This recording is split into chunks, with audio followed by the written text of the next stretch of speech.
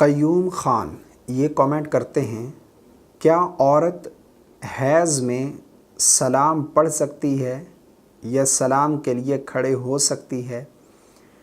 بہت ہی اچھا سوال انہوں نے پوچھا ہے۔ ان کا سوال ہے کہ حیض کی حالت میں یعنی عورت ناپاکی کے ایام میں سلام پڑھ سکتی ہے، درود و سلام پڑھنا جائز ہے یا درود و سلام کے لیے کھڑا ہونا جائز ہے یا نہیں، اس بارے میں کیا حکم ہے؟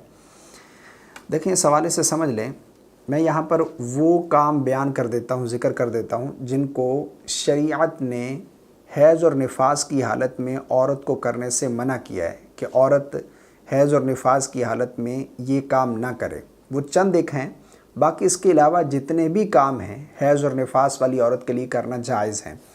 وہ کون کون سے کام ہیں جن سے منع کیا ہے شریعت نے؟ نمبر 1 پر نماز پڑھنا، نمبر 2 پر روزہ رکھنا، نمبر 3 پر قرآن مجید کی تلاوت کرنا، چاہے وہ دیکھ کر ہو یا بن دیکھے ہو۔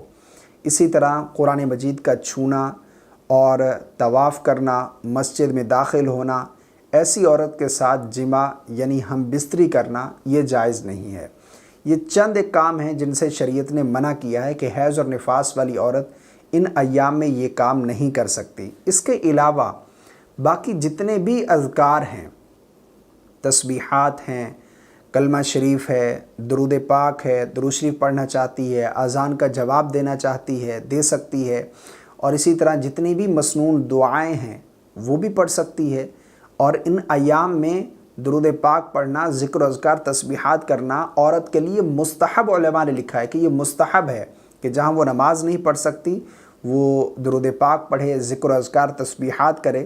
تو عورت کے لیے ان ایام میں درود و سلام پڑھنا بالکل جائز ہے۔ بہت ساری عورتیں یہ سمجھتی ہیں کہ ہم درود نہیں پڑھ سکتی، ذکر نہیں کر سکتی اور کلمہ خیر ادا نہیں کر سکتی۔ ایسا بالکل نہیں ہے، یہ بہت بڑی غلط فہمی ہے۔ یہ چند کام ہیں جو شریعت نے حیض اور نفاس کی حالت میں عورت کو کرنے سے منع کیا: نماز پڑھنا، روزہ رکھنا، قرآن مجید کی تلاوت کرنا دیکھ کر یا بن دیکھے، اسی طرح طواف کرنا اور مسجد میں داخل ہونا، اور ایسی عورت کے ساتھ جماع یعنی ہم بستری کرنا منع ہے۔ تو مجھے امید ہے آپ کو میری بات سمجھ آ گئی ہوگی۔ اللہ تعالی ہم سب کو صحیح دین سمجھنے کی توفیق عطا فرمائے۔